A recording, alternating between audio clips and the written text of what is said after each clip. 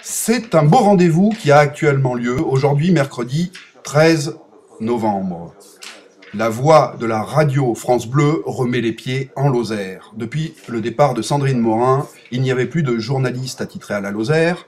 Heureusement, le vide est comblé et c'est Saïd Makloufi qui reprend le flambeau aujourd'hui. Pour ce grand événement, toute la rédaction de France Bleu a fait le déplacement, s'est installée à Mende, dans les locaux de la radio, pour une demi-journée de direct et quelque chose d'exceptionnel.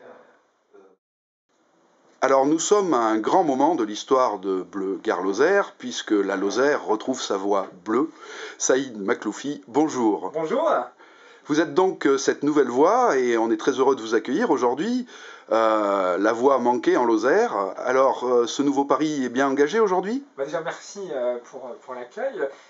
Oui, en tout cas c'est ce qu'on veut, qu'on entende à nouveau et que la voix de la Lozère, la voix de France Bleu Gare Lozère résonne à travers ce département. C'est vrai que France Bleu Gare Lozère, ce qui domine le plus, c'est le Gard. Mais ça, c'est comme ça, c'est la population. Vous avez 10 fois plus de population, donc d'auditeurs potentiels dans le Gard qu'en Lozère. Après, il faut qu'on réussisse, France Bleu Gare Lozère, à être présent quand la Lozère en a besoin.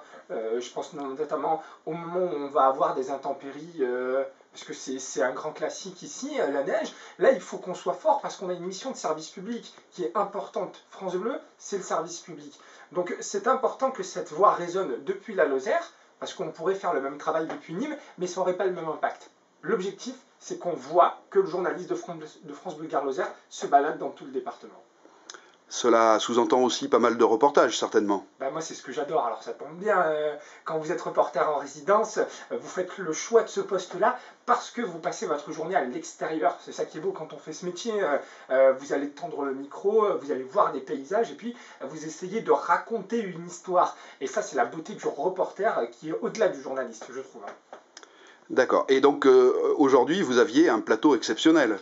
Pas mal, une matinale spéciale depuis la Lozère quand même. C'est rare de le faire. Encore une fois, on privilégie souvent le Gard, à tort ou à raison. Mais de faire monter les équipes, et c'est ça qui est bien, parce que d'avoir un reporter en résidence, c'est une chose. Bon, mais de savoir qu'à Nîmes, toutes les équipes ont décidé, et c'est ça qui est important, de monter en Lozère, que ce soit les techniciens, les animateurs, les journalistes, le rédacteur en chef, la directrice, et de venir dire, voilà, on soutient notre journaliste ici à Mende, on soutient la radio en Lozère. Je trouve que c'est une belle preuve de confiance au département.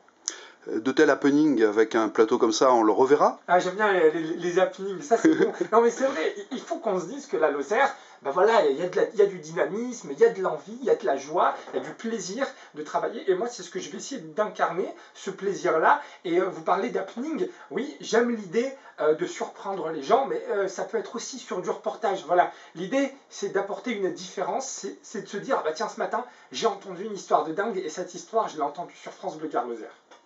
Eh bien, Saïd, beau pari et merci à vous. Et on est une préfecture de plein exercice à part entière, un département à part entière, et on est un véritable lieu de chasse en matière économique, en matière sportive, culturelle. Et bon, mais en plus, on a une fraternité particulière avec nos amis gardois, lozériens, à part pour les sept. Des fois, c'est pas